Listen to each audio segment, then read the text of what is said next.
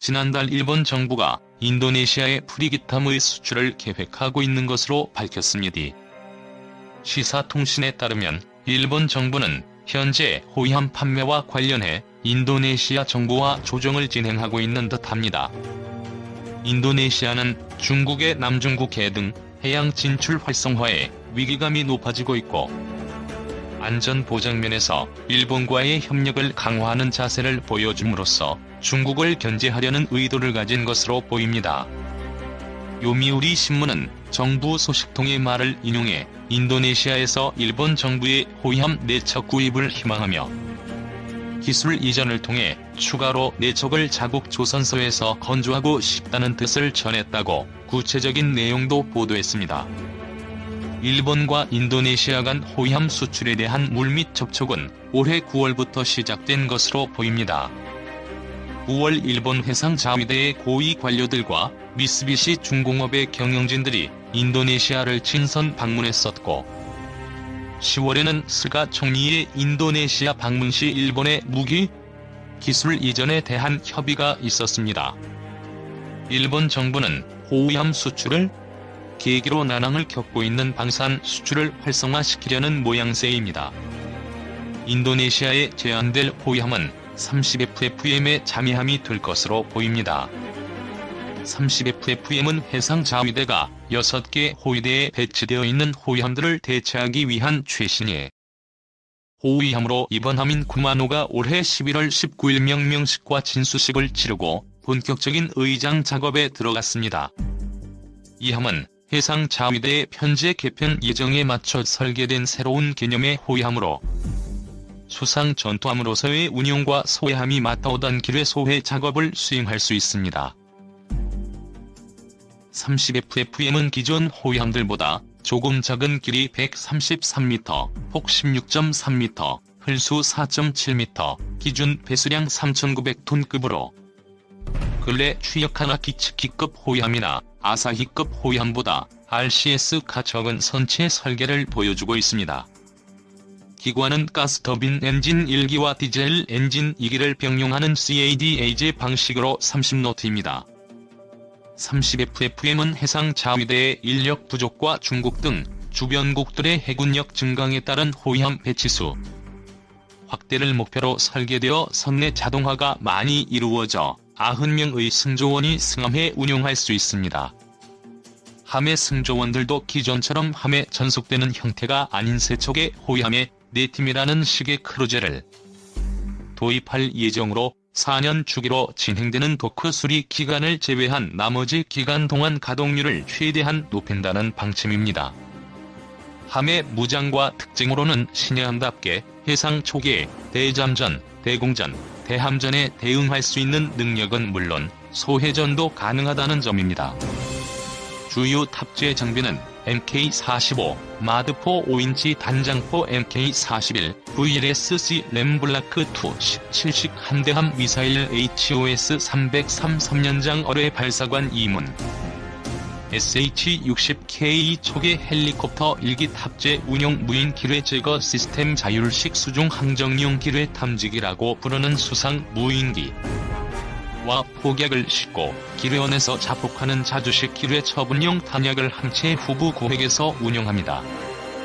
등으로 2022년 이번 함 구마노의 취역을 시작으로 총 22척이 취역해 해상자위대 지방대의 아부쿠마급, 하츠유키급, 아사기리급 호위함을 모두 대체하게 됩니다.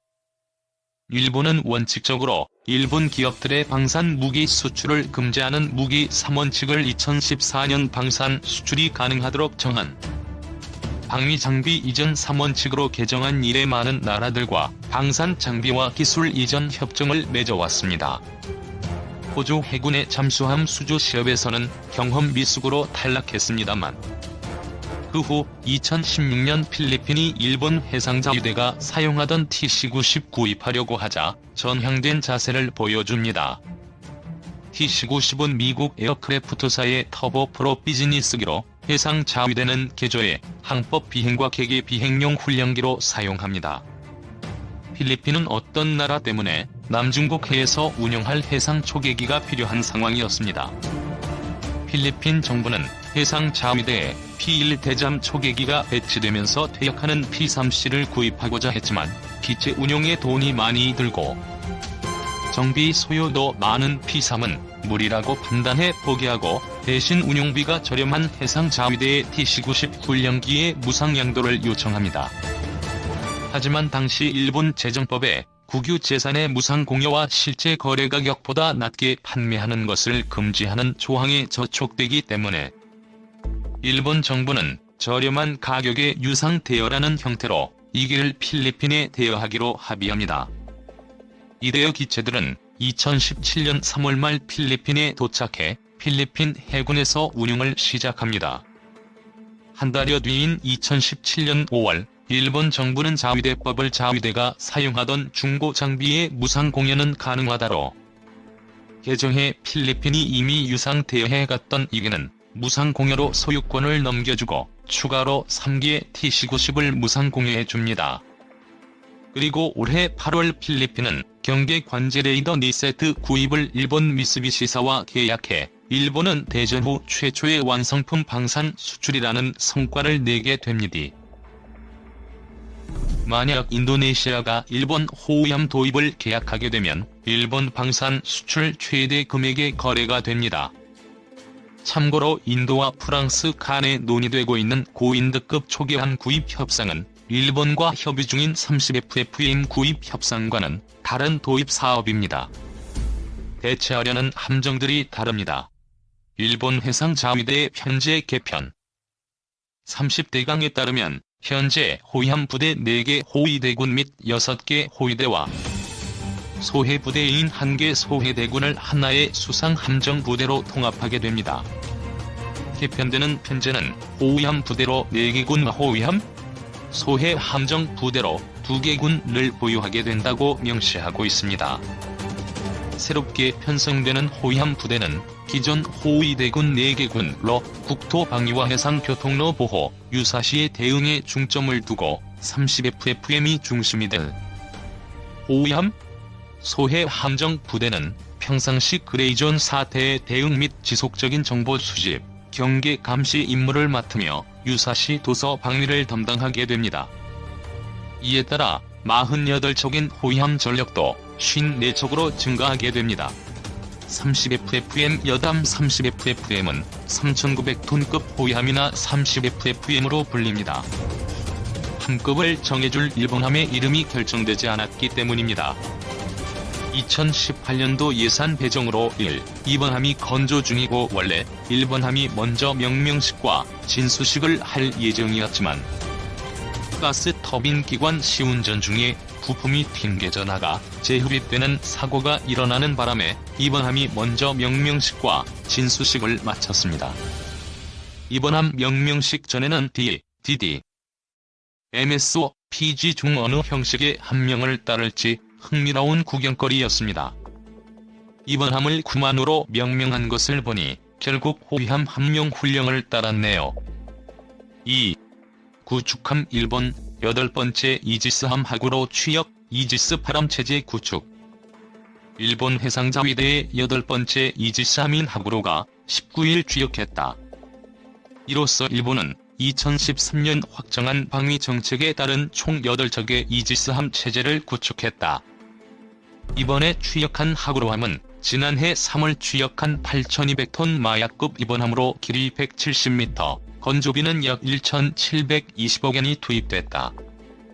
하구로함은 마야함과 마찬가지로 해상자위대 함정 최초로 미일 양국이 공동 개발한 개량형 요격 미사일인 SM-3 블록 EA를 탑재할 수 있도록 설계됐다. 또 상대의 미사일이나 항공기의 위치 정보를 실시간으로 공유할 수 있는 공동교전 능력 시스템을 탑재했다. 이 시스템을 활용하면 함정 자체 레이더로 탐지한 미사일뿐만 아니라 우방의 항공기 등을 통해 얻은 정보로도 요격이 가능하다. 일본은 기존 콘고를 시작으로 기리시마, 묘코, 초카이, 아타고, 아시가라, 마야 등의 이지스함을 보유하고 있다. 통상 대부분의 국가에서는 기준 배수량에 따라 함정을 구분하지만 일본은 이 구분을 사용하지 않고 3,000톤급 이상 규모가 큰 함정은 호위함에 넣는다. 다만 기능적 특징에 따라 영문으로만 구분한다. 한편 일본 정부는 지난해 말 지상 대체형 미사일 요격 시스템인 이지스 어셔 사업을 중단하고 향후 신형 이지스함 2척을 더 건조하기로 결정한 바 있다.